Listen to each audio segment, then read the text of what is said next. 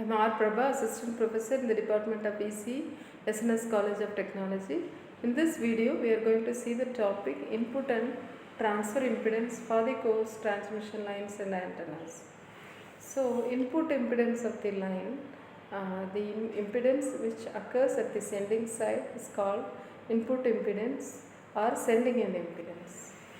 So, the input impedance of a transmission line is defined as the impedance measured across the input terminals of the transmission line, and it is the impedance looking into the sending end or at the input terminals, and it is also the impedance at the input into which the source must be work when the line is connected.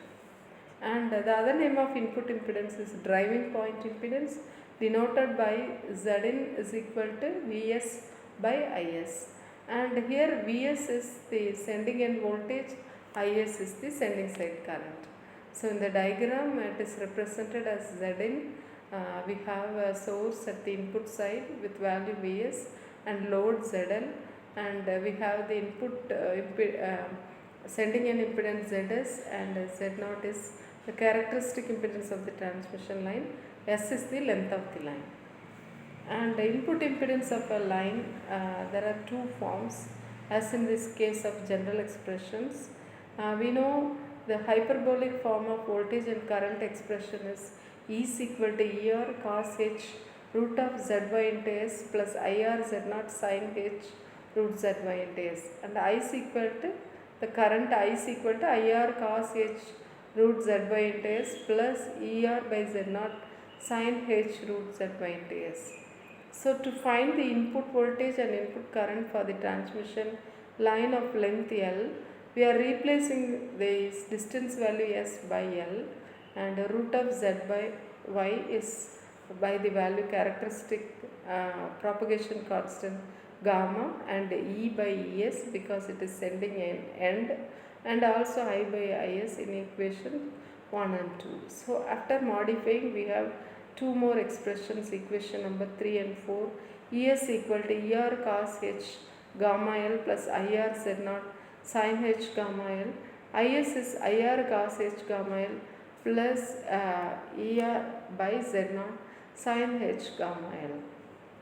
So we know input impedance Zs is equal to Es by Is. Es is Ir Z0 cos H gamma L plus Ir Z0 sin H gamma L, and Is is IR cos H gamma L, IR Z0 sin H gamma L. So now dividing Es by Is, we get input impedance Zs equal to Zr plus Z0 multiplied by Zr cos H gamma L plus Z0 sin H gamma L by Z0 cos H gamma L plus Zr sin H gamma L. So this is the equation of input impedance in standard form of a transmission line. And in the second form, in exponential form, we have to divide by Es by Is. So we get Zs as Z0 e power gamma L plus Zr minus Z0 by Zr plus Z0 e power minus gamma L divided by e power gamma L minus Zr by Z0 e power minus e power gamma L by Zr plus Z0. So this is another form of input impedance of a transmission line. So input impedance is given by Zn of L is equal to Z0 Zl plus Z0 tan H gamma L by Z0 plus Zl tan H gamma L. So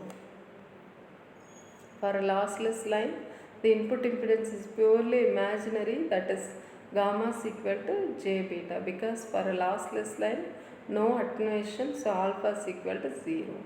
So in this case, Zn of L is equal to Z0 Zl plus J Z0 tan beta L by Z0 plus J Zl tan beta L.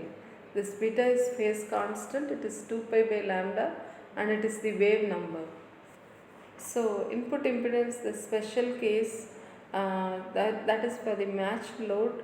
For the matched load, load impedance is equal to characteristic impedance. So Zn equal to Z0 is equal to Zl. And for a short line, Zl equal to 0.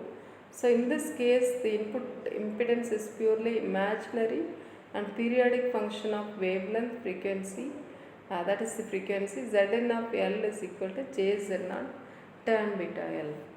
And for infinite line, when the length is infinite, the L approaches to infinity, so Zn equal to only Z0. So here it is concluded that a line of infinite length, irrespective of the type of the terminating load, has an input impedance Z0, thus behaving like a line of finite length terminated with a characteristic impedance Z0. And transfer impedance is obtained by dividing ES by IR. So we know ES value is IR ZR by 2 ZR plus Z0 e power root of Z by S plus ZR minus Z0 by ZR plus Z0 e power minus root Z by S. So here K is the reflection coefficients, it is ZR minus Z0 by ZR plus Z0. So transfer impedance ES by IR, dividing the sending end voltage by the receiving end current.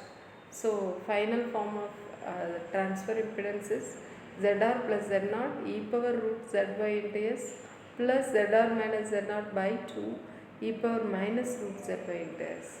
And in another form, hyperbolic form, the transfer impedance is ZR cos H root Z by S plus Z0 sin H root Z by into S. So now the assessment questions. Input impedance of a transmission line is the driving point impedance ZS equal to ES by IS. We have seen two forms of input impedance, and infinite line is the line with its length is very large, that is infinite. And comparing the input impedance of half wave, quarter wave line, transfer impedance is dividing ES by IR, that is sending voltage by receiving end current. Thank you.